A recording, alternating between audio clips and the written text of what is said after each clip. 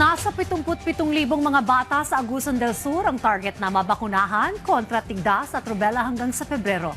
Yan ang ulat ni Phil Golora ng PTV Agusan del Sur. Daang-daang mga bata kasama ang kanilang mga magulang ang patuloy na nakikilahok sa Measles Rubella Supplemental Immunization Activity o MRCIA sa Agusan del Sur. Target ng aktibidad na mabakunahan ang mga batang may edad 6 na buwan hanggang bago mag-5 taong gulang bilang pagsisikap ng pamahalaan na maprotektahan sila laban sa tigdas. Noong Martes, sa ikalawang araw ng aktibidad, bumisita sa lalawigan si Dr. Enrique Tayag, ang dating Undersecretary ng Department of Health at kasalukuyang consultant ng IMA World Health upang magbigay ng wastong gabay sa mga healthcare workers at maghatid ng mensahe sa mga magulang hinggil sa malaking kalagahan ng pagpapabakuna ng mga bata.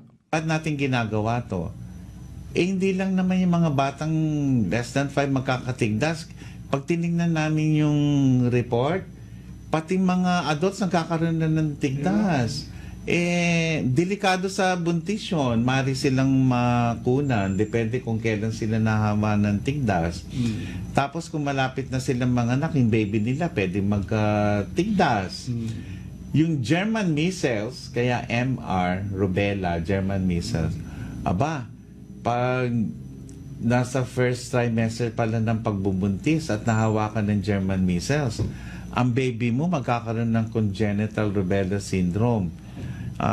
Bingi, maaaring may katarata sa mata, merong butas sa puso. Ba't mo hintayin yun? Ito nga, libre yung bakuna. Huwag nyo hintayin. Nagbabala rin si Dr. Tayag na malaking panganib na kinakaharap ng mga batang hindi mababakunahan, lalo na laban sa tigdas na maaring humantong sa seryosong komplikasyon. Yung measles o tigdas, may 3 C yun, yung tinatawag natin prodrome, na pag lumabas, malamang sa hindi, magkakatigdas yung bata.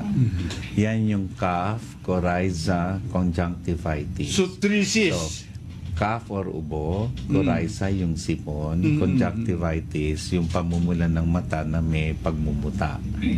So yun, pag yan lumabas, ilang araw lang, lalagnatin yung bata, lalabas yung pantal sa mukha, babalutin yung buong katawan hanggang sa mangingitim yun. Ngayon, ang siste, naapektuhan ang baga. So, maaaring magkaroon ng komplikasyon sa bronchopneumonia. Ayun. Ito ang kinamamatay ng mga bata.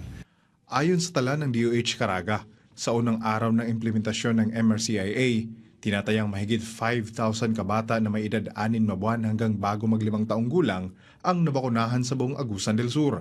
Target ng Provincial Health Office na mabakunahan ng 77,000 na mga bata sa buong lalawigan hanggang February 13, 2026.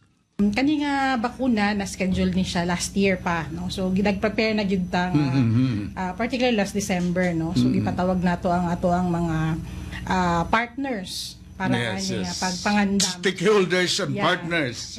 Sa bawat bayan ay may mga vaccination posts tulad ng mga health center na maaaring puntahan ng mga magulang upang mabakunahan ang kanilang mga anak. Libre ang bakuna at pagkatapos ng immunization, magbibigay rin ng bitamina ang mga health center upang mas mapalakas ang resistensya ng mga bata. Kailangan nato tapukon ang mga bata sa usa ka lugar, sama sa mga basketball court sa ilahang mga barangay para isahan ra pod ang mga pagtrabaho sa atong vaccination Yes, team. coordinated na. Pero ako lang i-clarify ang kadtong mga lugar na malalayo, yung mga GIDA areas natin, sir. May mga bata din kasi doon. And hindi sila nakakababa. So, yung mga HRH natin, pwede po silang mag-house to house doon sa mga areas na malalayo talaga yung mga bahay po. Nananawagan din si Governor Santiago Cani Jr. sa lahat ng mga magulang na dalhin at pabakunahan ang kanilang mga anak sa pinakamalapit na health center para sila'y maging ligtas sa tigdas. So akong giawhag ang atong mga ginikanan, amahan, inahan, mga guardians na itong mga bata sa nasangpit nga mga edad, no? Ustrohon ako, 6 ka bulan, gikan pagpanganak, paingon sa 59 ka bulan. Kung wala pa sila mabakunahi sa tipdas, against sa tipdas, palihog dalhan ninyo sila sa vaccination centers nato.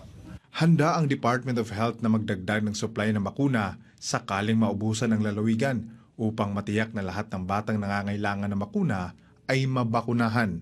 Phil Goloran ng PTV Agusan del Sur para sa Pambansang TV sa Bagong Pilipinas.